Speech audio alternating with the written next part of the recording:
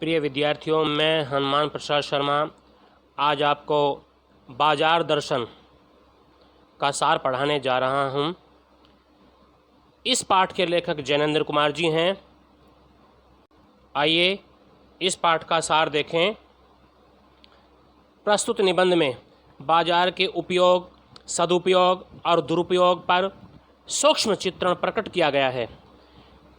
जैनेंद्र कुमार जी ने सार रूप में यह मत प्रकट किया है कि बाजार मनुष्य की आवश्यकता पूर्ति का साधन है, कि जो मनुष्य की ज़रूरतें होती हैं, जो मनुष्य की आवश्यकता होती हैं, उनकी पूर्ति का साधन है, शोषण, दिखावा या अहम पूर्ति का नहीं। तो क्या कहता है लेखक कि लेखक के एक मित्र बाजार से मामूली सी चीज़ खरीदने गए, परंतु लौटे तो साथ में बहुत से बंडल ले आए। पूछने पर उन्होंने श्रीमती पर दोष थोप दिया। लेखक के अनुसार सभी पुरुष इस मामले में पत्नी की ही ओट लेते हैं। ऐसी फालतू खरीद के पीछे एक अन्य तत्व है, मनी बैग, अर्थात पैसे की गर्मी। बच्चों देखें, पैसा पावर होता है, पैसे में ताकत होती है।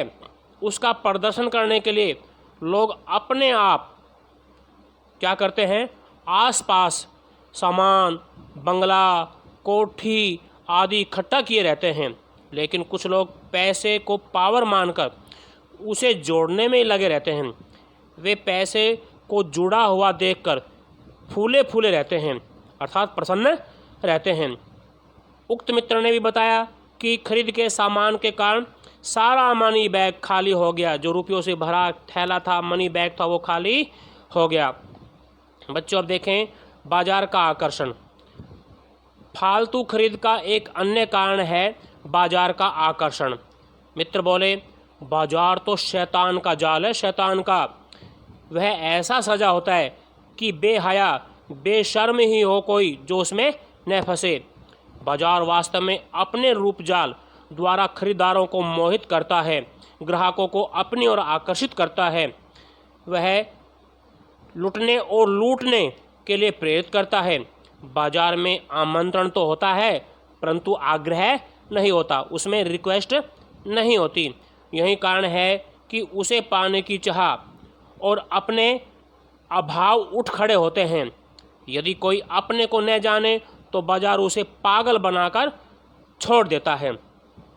अब लेखक दूसरे मित्र का अनुभव बताता है कि एक अन्य मित्र दोपहर को बाजार गए तथा शाम को लौटे, बिल्कुल खाली हाथ।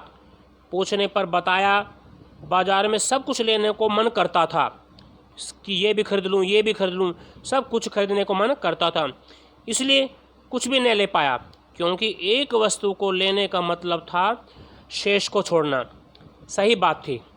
अगर अपनी चाह का पता नहीं होता तो सब और की चाह उसे घेर लेती है। ऐसे में कोई परिणाम या गति नहीं हो पाती।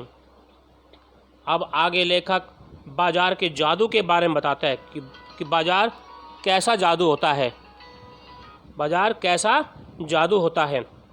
तो बच्चों देखो, बाजार के रूप सौंदर्य का ऐसा जादू जो आँखों के रास्ते हृदय में प्रवेश करता है और चुंबकीय जादू के समान मनुष्य को अपनी तरफ आकर्षित करता है। जैसे चुंबक लोहे को अपनी ओर खींचता है, ऐसे ही क्या है, जो ये सजा धजा बाजार होता है, यह ग्राहकों को अपनी ओर खींचता है। आगे लेखक बताते हैं, जेब भरी हो तो बाजार में जाने पर मनुष्य निर्णय नहीं कर पाता कि वह क्या क्या सामान खरीदे, क्योंकि उसे सभी सामान आराम, सुख देने वाले प्रतीत होते हैं। लेकिन जादू का असर उतरते ही मनुष्य को जो फैंसी चीज़ें होती हैं, उन चीज़ों का आकर्षण कष्टदायक प्रतीत होने लगता है, तब वह दुखी हो उठता है। आगे लेखक बताता है, मनुष्य को बाजार में मन को भरकर जाना चाहिए, क्योंकि जैसे गर्मी की लू में यदि पानी पीकर जाया जाए तो लू की तपन व्यर्थ हो जाती है, कि लू उसको कोई कष्ट नहीं दे पाती, उसकी तपन बेकार हो जाती है। वैसे ही मन लक्ष्य से भरा हो तो बाजार का आकर्षण भी व्यर्थ हो जाएगा। आंखें फोड़कर मनुष्य लोभ से नहीं बच सकता, क्योंकि ऐसा करके वह अपना ही अहित करता है, अपना ही बुरा करता है। संसार का कोई भी मनुष्य अपने आप में पूर्ण नहीं है, क्योंकि मनुष्य में यदि पूर्णता होती तो वह परमात्मा से अभिन्न महाशून्य बन जाता।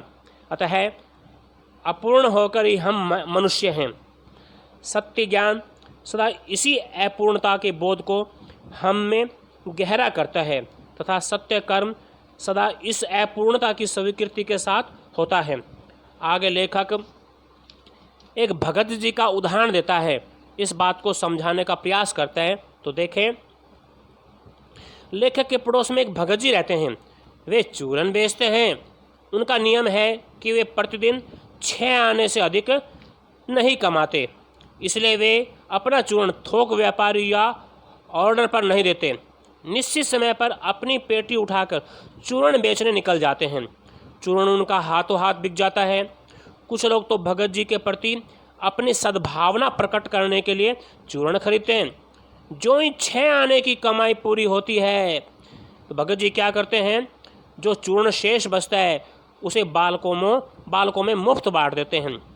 वे सदा स्वस्थ बने रहते हैं।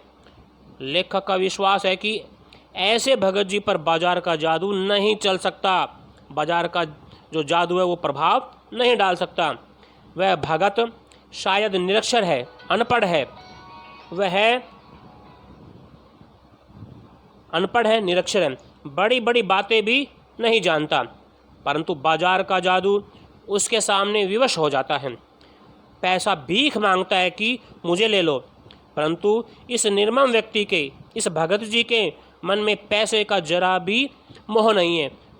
भगत जी को पैसे पर जरा भी दया नहीं आती। आगे लेखक बताता है कि पैसा किस तरह से व्यंग्य शक्ति के रूप में काम करता है। तो पैसे की व्यंग्य शक्ति बड़ी दारुण है, बड़ी कठोर होती है। पास से मोटर गुजर जाए तो मन में गहरी व्यंग्य की लीक उठती है कि हाय, तेरे पास यह मोटर क्यों नहीं है, तूने मोटर वाले माँ बाप के घर जन्म क्यों नहीं लिया। यह व्यंग्य शक्ति अपने सगों के प्रति भी कृतज्ञ बना डालती है, परंतु उस चूर्ण वाले फक्कड़ के सामने यह व्यंग्य शक्ति पानी पानी हो जाती है, अर्थात लज्जित हो जाती है। वह कौन सा बल है जो पैसे के व्यंग्य के सामने अजय रहता है, ये प्रश्न लेखक ने यहाँ किया है। उसे नाम चाहे कुछ भी दो, परंतु यह सत्य है कि जहाँ तृष्णा है वहाँ यह बल नहीं है। संचय की तृष्णा और वैभव की चाह के पीछे मनुष्य की निर्बलता ही काम करती है। यह मनुष्य पर धन की और चेतन पर जड़ की विजय है। आगे लेखक भगत जी का जो दृष्टिकोण बाजार के प्रति है उसके बारे में बताता है कि एक दिन भगत जी और लेखक की राम राम हुई। लेखक ने देखा भगत जी सबके साथ हंस बोल रहे थे। वे बाजार में खुली आंख आते जाते हैं, बाजार का सब माल भी देखते हैं। उनके मन में सारे सामान के प्रति आशीर्वाद का भाव है, विद्रोह का नहीं, क्योंकि उनका मन भरा हुआ है। वे खुली आंख, तुष्ट मन और मग्न होकर सारे फैंसी स्टोर छोड़कर पंसारी की दुकान पर जीरा, काला नमक आदि खरीदते हैं और चुपचाप चले आते हैं। उनके सामने बाजार तभी तक है जब तक कि जीरा चाहिए। जीरा लेते ही बाजार शून्य हो जाता है। फिर चांदनी चौक के आकर्षण बुलाते रहें या कहीं चांदनी बिछी रहे तो बिछी रहे, वे उसका कल्याण ही चाहते हैं। अंत में देखें बाजार की सार्थकता किसमें है, तो इसके बारे में लेखक का मत देखें, लेखक का विचार देखें। लेखक के अनुसार बाजार को वही मनुष्य सार्थक करता है जो कुछ खरीदना चाहता है कि कुछ तो खरीदे बाजार से। इसलिए लेखक कहता है कि बाजार को वही मनुष्य सार्थक करता है जो कुछ खरीदना चाहता है। जो लोग केवल परचेजिंग पावर के बल पर बाजार को एक व्यंग्य दे जाते हैं, वे न बाजार को सार्थक बना पाते हैं, न तो वे उस बाजार से कुछ लाभ उठा पाते हैं और न बाजार को लाभ दे पाते हैं। ऐसे लोग तो बाजारूपन और कपट बढ़ाते हैं। फिर मनुष्यों में परस्पर जो भ्रातृत्व है, जो भाईचारा, वो नष्ट हो जाता है और वे केवल क्या बन जाते हैं, ग्राहक और बेचक, एक दुकानदार होता है, एक दूसरा ग्राहक होता है, मानो एक दूसरे को ठगने की ताक में होते हैं वे। ऐसे बाजार में शोषण बढ़ता है, कपट सफल होता है, निष्कपट मारा जाता है। ऐसा बाजार मानवता के लिए एक विडंबना है। जो ऐसे बाजार का पोषण करता है वह अर्थशास्त्र सरासर औंधा है, मायावी है, अनीति शास्त्र है। तो बच्चों, इस तरह से मैंने इस पाठ का सार आपको पढ़ाया। आपको ये पाठ का सार अवश्य पसंद आया होगा। आप सब्सक्राइब अवश्य करना। धन्यवाद।